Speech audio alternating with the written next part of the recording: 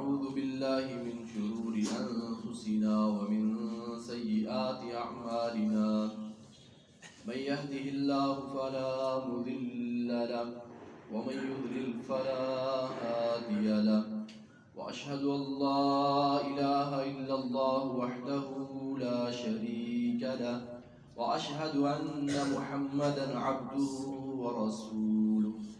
يا أيها الذين آمنوا اتقوا الله حق تقاته ولا تموتن إلا وأنتم مسلمون يا أيها الناس اتقوا ربكم الذي خلقكم من نفس واحدة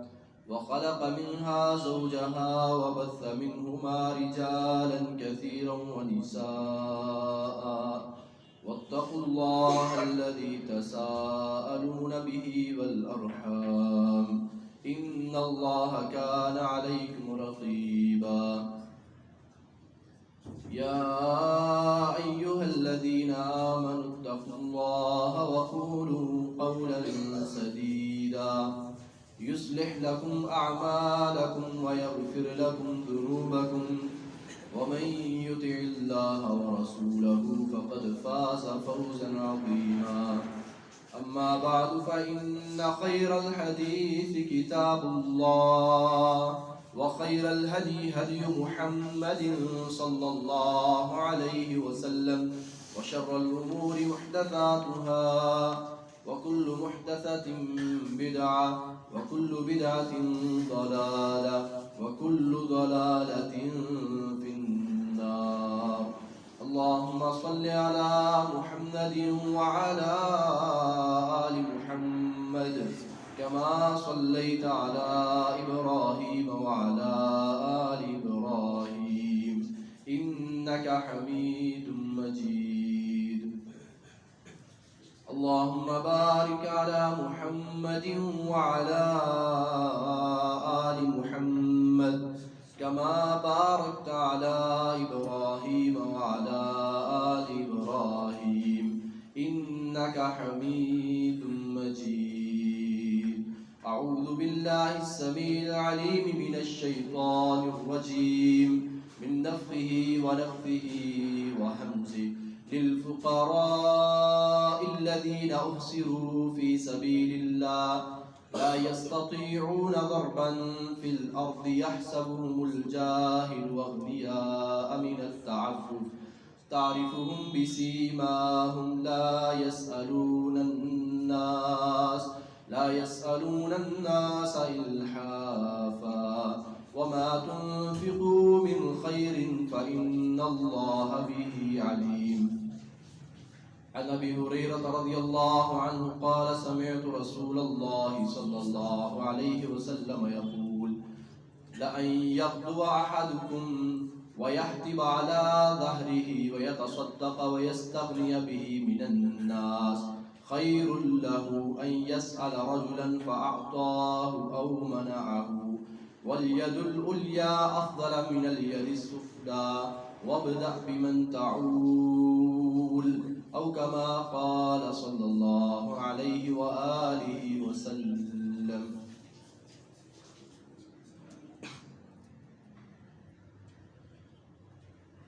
हर किस्म की तारीफ़ात तस्बीहात अल्लाह रब्बुल आलमीन के लिए अहकमुल हाकिमीन के लिए दुरूद व सलाम प्यारे पैगम्बर सय्यद वुल्द आदम इमामुल अंबिया हज़रत मुहम्मद रसूलुल्लाह सल्लल्लाहु अलैहि व आलिहि वसल्लम की मुअज़्ज़ज़ मुक़द्दस ज़ात गिरामी के ऊपर अज़ीज़ भाइयों, अल्लाह रब्बुल आलमीन कुरान मजीद में फरमाते हैं कि लिलफ़ुक़राइल्लज़ीना उहसिरू फ़ी सबीलिल्लाह कि ये जो तुम्हारे माल हैं, सदक़ात हैं, ये खैरात हैं, ये उन लोगों के लिए भी हैं जो अल्लाह के रास्ते में कैद कर दिए गए। ला यस्ततीऊन ज़रबन फ़िल अर्दी, वो ज़मीन में चलने फिरने की ताकत नहीं रखते। यहसबुहुमुल जाहिलु अग़नियाअ मिनत तअफ्फुफ़ि, उनके सवाल से बचने की वजह से जो आम आदमी है, जो ला इल्म है, وہ سمجھتا ہے کہ انہیں کسی چیز کی ضرورت نہیں. میرے محترم بھائیوں، معاشرہ جن چیزوں سے خراب ہوتا ہے یا جن چیزوں سے معاشرے کا سکون تباہ کر دیا جاتا ہے اور خیر اور برکت کو اٹھا لیا جاتا ہے، ایسے اسباب میں سے ایک سبب یہ ہے کہ انسان اپنا ہاتھ جو ہے وہ کسی کے آگے پھیلائے، سوال کرتا پھرے، مانگتا پھرے. نبی صلی اللہ علیہ وآلہ وسلم نے فرمایا کہ من یضمن لی ما بین لحییہ وما بین فرجیہ اضمن لہ الجنہ، کہ جو شخص مجھے اس بات کی ضمانت دیتا ہے کہ جو اس کی ٹانگوں کے درمیان ہے اس کی مجھے ضمانت دے دے، اور جو اس کے دونوں جبڑوں کے درمیان ہے اس کی مجھے ضمانت دے دے، میں اسے جنت کی ضمانت دیتا ہوں. نبی علیہ الصلوۃ والسلام نے ایسے ہی فرمایا جو مجھے اس بات کی ضمانت دے دے. مسند احمد میں یہ حدیث ہے کہ آپ نے اپنے غلام سے کہا، صوبان سے، کہ کون ہے جو مجھے اس بات کی ضمانت دے. تو صوبان کہنے لگے کہ اللہ کے نبی میں ضمانت دے دیتا ہوں. کون سی بات ہے؟ میں ضمانت دیتا ہوں. آپ نے فرمایا کہ جو مجھے اس بات کی ضمانت دے کہ میں کبھی کسی سے سوال نہیں کروں گا، میں اسے جنت کی ضمانت دیتا ہوں. صوبان کہتے ہیں کہ میں نے کہا اللہ کے نبی میں اس بات کی ضمانت دیتا ہوں کہ میں کبھی کسی سے سوال نہیں کروں، کبھی بھی میں زندگی کے اندر کسی سے سوال نہیں کروں گا. آپ نے فرمایا کہ میں آپ کو جنت کی ضمانت دیتا ہوں اگر تم کسی سے نہیں مانگو گے اللہ کے سوا. نبی علیہ الصلوۃ والسلام نے صحابہ کرام کو سمجھایا، فرمایا کہ سوال کرنے سے اللہ تعالیٰ برکت کو ختم کر دیں گے، سوال کرنے سے فقر آ جائے گا، محتاجی آ جائے گی، اور سوال نہ کرنے سے مال بڑھے گا بھی اور برکت بھی آئے گی. صحیح مسلم کے اندر ہے، نبی صلی اللہ علیہ وسلم بیان فرماتے ہیں، آپ نے فرمایا لَأَن يَغْدُوَ أَحَدُكُمْ، تم میں سے کوئی انسان صبح کرے، فَيَحْتِبَ عَلَى ظَهْرِهِ، وہ صبح سویرے نکلتا ہے کسی جنگل کی طرف. اب اس حدیث سے اندازہ لگائیں گے کہ نبی علیہ السلام نے صحابہ کرام کی تربیت کیسے کی ہے. فرمایا تم میں سے کوئی صبح سویرے کسی جنگل کی طرف نکل جائے، فَيَحْتِبَ عَلَى ظَهْرِهِ، اپنی پشت کے اوپر وہ لکڑیاں اٹھا کر لاتا ہے، لکڑیاں کاٹتا ہے، اکٹھی کرتا ہے، اپنی پشت کے اوپر اٹھا کر لاتا ہے. فَيَصَّدَّقَ بِهِ وَيَسْتَغْنِيَ مِنَ النَّاسِ، آ کر اس سے وہ اپنا خرچ پورا کرتا ہے، اپنی ضرورت کو پورا کرتا ہے. وَيَسْتَغْنِيَ بِهِ مِنَ النَّاسِ، اور لوگوں سے سوال نہیں کرتا، ہاتھ نہیں پھیلاتا. فرمایا خَيْرٌ لَهُ مِنْ أَنْ يَسْأَلَ رَجُلًا، اس بات سے بہتر ہے کہ کسی شخص سے سوال کرے، فَأَعْطَاهُ وَمَنَعَهُ، وہ بندہ اس کو دے یا نہ دے یہ علیحدہ بات ہے، میں اس سے بہتر ہے. بات تو سمجھے کہ نبی علیہ السلام نے محنت کرنے والے کے بارے میں برکت کی دعا دی ہے، اور اس وقت کی مثال کو سامنے رکھیں کہ اس وقت ہوتا ہی کچھ نہیں. بازار کس طرح کے تھے؟ جنگل سے لکڑیاں اٹھا کر لانا، کاٹ کر لانا، خریدنے والا کون ہے؟ اتنے درم و دینار کا مالک ہی کون ہے؟ فرمایا چھوٹی سی چھوٹی کوئی محنت کیوں نہ کر لے، کوئی ریڑی لگا لے، کوئی چھاپڑی لگا لے، چھوٹی سی چھوٹی محنت کر لے. حتیٰ کہ یہ دیکھیں کوڑا کرکٹ کی جو جگہ ہے، اگر کوئی پلاسٹک کی بوتلیں وہاں سے اٹھا لیتا ہے یا لوہے کے ٹین پیک اٹھا لیتا ہے، اللہ کی قسم فرمایا بہتر ہے، بہتر ہے. نبی علیہ السلام نے برکت کی دعا دی ہے، کہا کہ یہ بہتر ہے اس کے لیے کہ کسی کے آگے ہاتھ پھیلائے. رسول اللہ صلی اللہ علیہ وآلہ وسلم فرماتے ہیں، جامع ترمذی میں یہ روایت ہے کہ آپ نے فرمایا جو بندہ بھی جب سوال کرتا ہے، وَلَا فَتَحَ عَبْدٌ بَابَ مَسْأَلَةٍ، جو بندہ جب بھی سوال کرتا ہے، جب بھی مانگتا ہے، إِلَّا فَتَحَ اللَّهُ عَلَيْهِ بَابَ فَقْرٍ، آپ نے فرمایا جو بندہ اللہ کو چھوڑ کر کسی سے سوال کرتا ہے، ایک سوال کیا، فرمایا اللہ تعالیٰ فَتَحَ اللَّهُ عَلَيْهِ بَابَ فَقْرٍ، اللہ تعالیٰ اس کے لیے ایک محتاجی کا دروازہ کھول دیتے ہیں. جاؤ ایک سوال کیا. جتنے سوال کرتا جائے گا اتنے اس کے لیے محتاجی کے دروازے اللہ کھول دیں گے۔ میرے عزیز بھائیو، نبی صلی اللہ علیہ وسلم نے فرمایا من لم یسأل اللہ یغضب علیہ، جو اللہ سے مانگتا نہیں ہے نا، سوال نہیں کرتا۔ ہم باتیں کرتے ہوئے کہتے ہیں نا کاش میرا یہ کام ہو جائے، کاش جس بندے سے میں نے کام کی ڈیل کرنی ہے وہ مطمئن ہو جائے۔ بھائی اس پر اطمینان کا کیا سہارا لے رہے ہو؟ پہلے اللہ پر تو اعتماد کرو۔ من لم یسأل اللہ یغضب علیہ، اس پر اعتماد کرنے کی بجائے، توکل کرنے کی بجائے، اس کے بارے میں اطمینان رکھنے کی بجائے، من لم یسأل اللہ یغضب علیہ، اگر آپ اللہ سے مانگیں گے نہیں، اللہ سے سوال نہیں کریں گے، اللہ پہ ناراض ہو جائے گا، اللہ تعالیٰ آپ پر غصہ کر دیں گے، یہ میرا بندہ مجھ سے مانگتے ہی نہیں، سوال ہی نہیں کرتا۔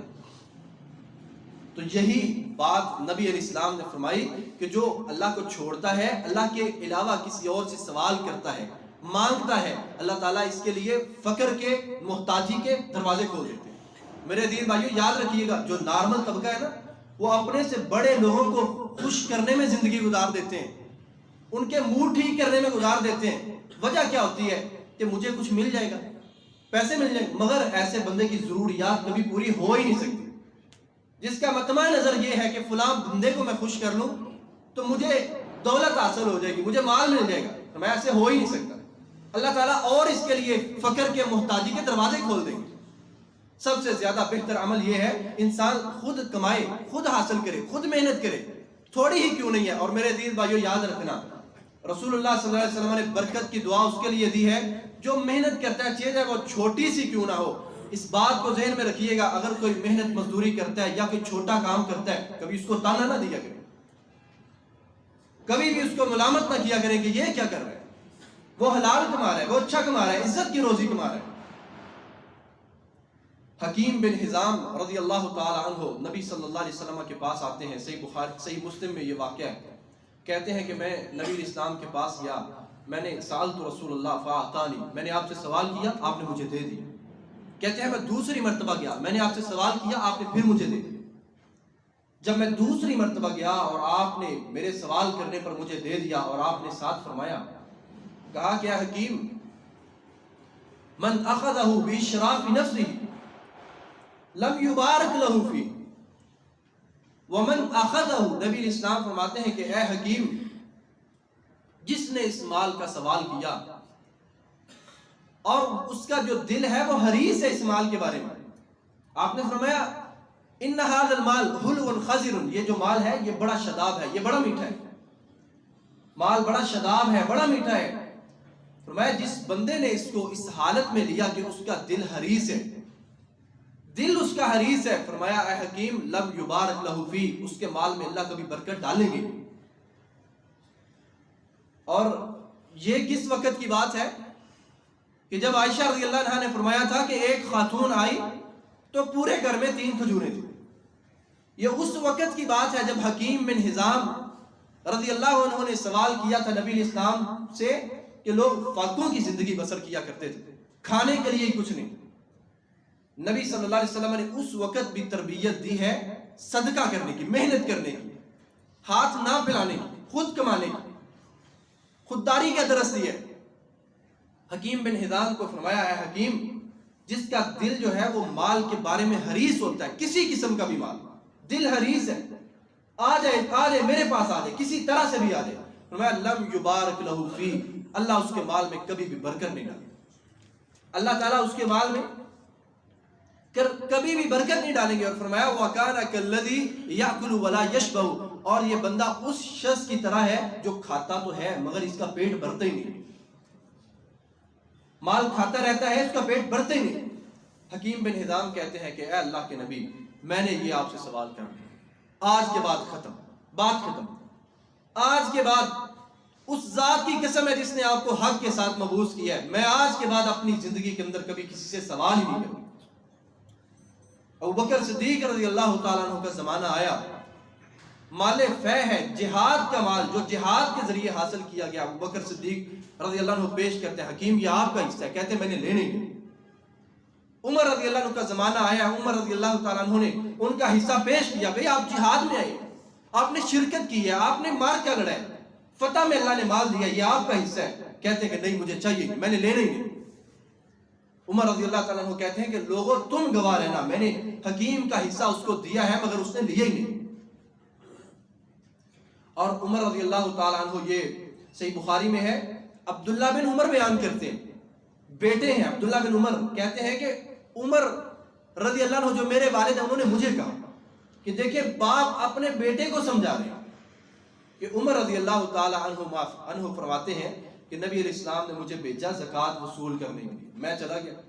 میں زکوٰۃ لے کر آیا، میں نے نبی علیہ السلام کے سامنے رکھ دیا مال۔